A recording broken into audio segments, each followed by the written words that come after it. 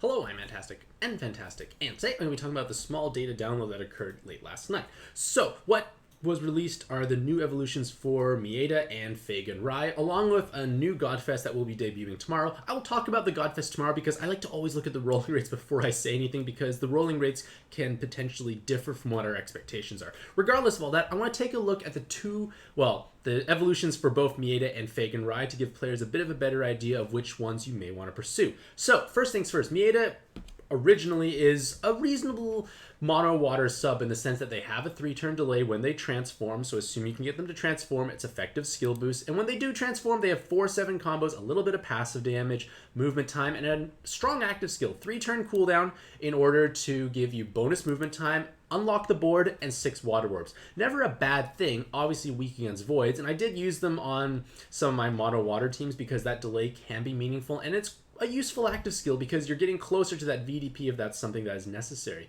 But let's take a look at their new evolutions because some of them are quite spicy. So their light evolution is going to become what I like to call like fake rainbow cards. I call them fake rainbow because they have these rainbow damage based awakenings. In this case, it's boost attribute 3. So if you match any 3 attributes, assuming your team has enough attributes on it, you're able to deal significant amounts of damage. They can gain an additional 1 through their super awakenings, and these are stronger than 7 combos, so her damage output can be quite high. And then there's that VDP, and this is why I like to think these are kind of like fake Rainbow, because like Rainbow really doesn't want to match VDP on the regular basis, so it's kind of like you might use them on a mono light team that just happens to have all their attributes covered. Maybe you're playing on 7x6, which is easy to do so and have those attributes, and you hit those 3, you can deal respectable amounts of damage. It's definitely something that's possible. And they give you Team RCV alongside of a full cleric style active skill. You get 2 turns of no skyfalls, so that could be helpful to overwrite various debuffs, but you get a full bind, awoken bind, and unmatchable clear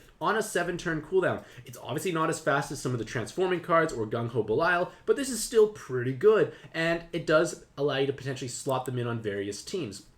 As a leader, like, they look okay, but, like, you need 7 or more connected orbs, which is going to be awkward on 6x5. And, like, these are nice-looking multipliers, but at the same time, they're just not better than what's currently available. So I wouldn't really necessarily consider them as a leader. They're more so, like, a sub for a cleric role that has at least all the attributes represented, so they can't do meaningful damage. Because unlike Gung Ho Belial, Miada actually has personal damage. I just keep saying Gung Ho Belial because they're kind of like the benchmark for clerics nowadays.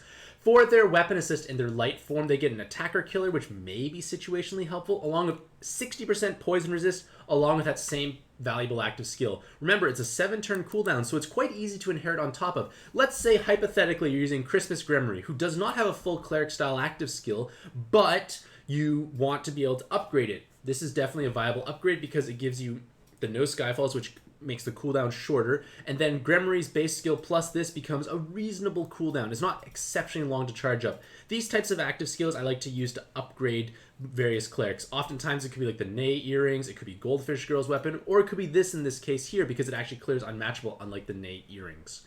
For their Dark Evolution, again, that fake rainbow idea for Gojiro, like the 8-star from the current JJK collab, this is definitely a viable sub because they have the green coverage, they have the same type of awakenings, it can be synergistic and it can work for themselves potentially. The main drawback I feel is the active skill is underwhelming in the sense that it doesn't counter mechanics. You unlock the board, give no skyfalls, and then you create a full rainbow board. There's no time, RCV, or an attack buff. And if it had one of those, it'd be much easier to slot them on a given team because they can at least provide a solution for those mechanics. On the flip side, it's a 4-turn base cooldown, which means it's easy to inherit over top of, so you could potentially just inherit whatever you need over top. Hopefully it's not too long of a cooldown, and then you might be able to like at least leverage that active skill on a more regular basis. I feel like it could have been a little bit more zesty if it had at least some sort of counter to a mechanic. But on the bright side, you could pursue a super jam resist if that's of interest. Their dark weapon is just not something I'd be interested in because like, that active skill, like I said, is not that meaningful. Like, and unless super rare situation where you need to have 2 skill blind resist, you didn't have other options, and then blind resist alongside of it, maybe. But I just feel like it's not worthwhile overall compared to their other forms, because it's just not providing enough value as that weapon.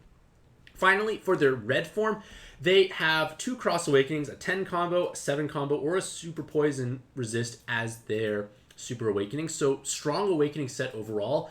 Their active skill is a 19-turn leader swap that also provides movement time, RCV, and an attack buff. So a universal buffer with a leader swap. And their leader skill multipliers are actually quite high. They've got an exceptionally large attack multiplier, assuming you're a healer or a god type, modest amounts of health, recovery, and 75% damage reduction when matching 10 or more combos. So it obviously favors you using 7x6. And you might think, wow, this is pretty spectacular. Why are they not used more often? Well, the reason for that is the active. Like, it is great. You can leader swap yourself into position. Now you have a big leader skill on a 7x6 board, but then you just basically condemned yourself to not having as many active skills. You will not want to use Miada's active skill again once you've already swapped into position, because you'll swap back and then you're back to your lesser leader. It's just a problematic thing overall, and it's just not going to work. Like, you couldn't really use them as a sub because they're going to become your leader, which again could be useful, but the problem is for the rest of the dungeon you don't have a useful leader skill to actually leverage. And with that in mind, it's much better to pursue their weapon assist and their fire form, because it's that same leader swap ability on a 19-turn cooldown. So we compare it to like the Gung-Ho collab cards who don't have weapon assist. They're 18 turns for swapping. One more turn to swap and you get tape resist and 40% poison. This is actually quite meaningful because tape resist is meaningful inside mysterious dimensions, and this active skill gives you the buff of attack, recovery, and movement time, is tremendously helpful for the floor 2 of Shura 3, which is guaranteed to give you a movement time and RCV debuff. So you just wait to swap into position as soon as you enter floor 2. You counter all those problems.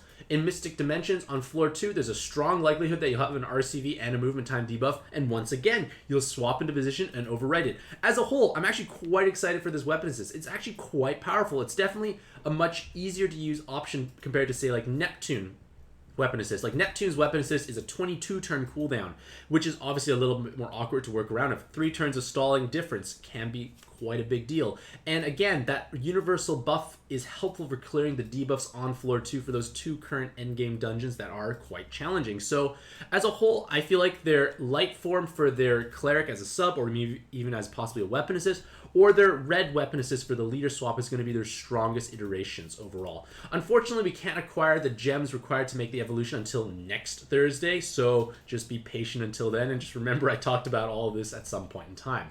And then next we want to look at Fagan Rai. So Fagan Rai is one of the original transforming cards. 20 turns to transform with no awakenings in their base form, and once they do transform, they've got 4/7 combos and a TPA and a void damage void for 4 turns. It was incredibly valuable for Ryume teams, but Ryume teams are just not quite what we need at this point in time, so we're just gonna I don't really use Fagan Rai that much anymore, unfortunately. But that's okay, because of his new evolutions, he's quite amazing, especially in this dark form. So in this dark form, he's bringing so many different things. He could have quad 7 combo if you pursue that with a monstrous attack stat, with a TPA, which is now 1.7 times. So he's actually got quite a large amount of personal damage. He also has a VDP, tape resist. So an incredibly hard-hitting card that counters at least tape, which is useful in mysterious dimensions, and has VDP, so he's not useless against void spawns.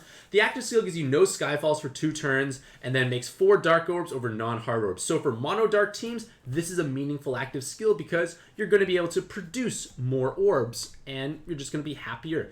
But at the same time, remember, with a 2-turn cooldown, you're able to actually have an inherit of your choice. You can inherit whatever is needed for your given team, whether it's haste, delays, damage absorb, cancellation, whatever you need to have, you can inherit with relative ease. And you've got a card with at least a useful base active skill afterwards, because mono dark teams will never say no to more dark orbs. Or you could just let it charge up to that inherit again and just leverage that value there. So as a whole, I'm quite excited about this form overall. And in fact, even as a leader, it's not terrible overall. Like, you've got thick multipliers, and you've got large auto fall attack, assuming you're a dragon or devil. All you have to do is match 4 or more connected dark orbs. An incredibly easy thing to do overall. And in theory, you could have 2 Fagan Rise, and you could just have ways to cycle dark orbs, or just give yourself bonus combos alongside of it to let everyone else hit big numbers. Either way, I think Fagan Rai in his dark form is actually quite exciting as a sub, and even a respectable leader, but it's that low base cooldown with at least a useful effect for mono dark teams that is going to be meaningful. For their weapon assist, I wouldn't pursue it because that active skill, which is great for a sub, is terrible for a weapon assist because you don't want this to overcharge. It's not a high impact enough active skill. And sure, 2 team healths 40% blind and jam resist is quite strong, but at the same time, you're giving up the opportunity of utilizing his dark form as a sub or leader, much stronger overall.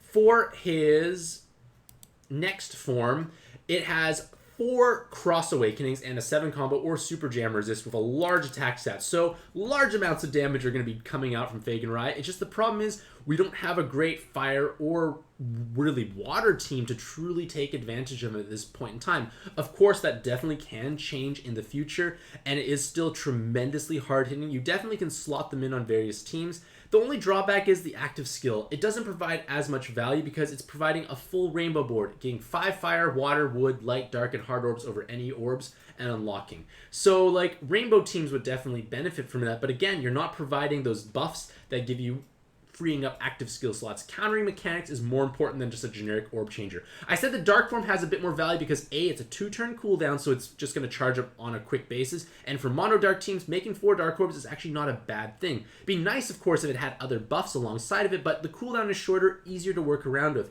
and I just feel like as a whole, it's not going to be that feasible.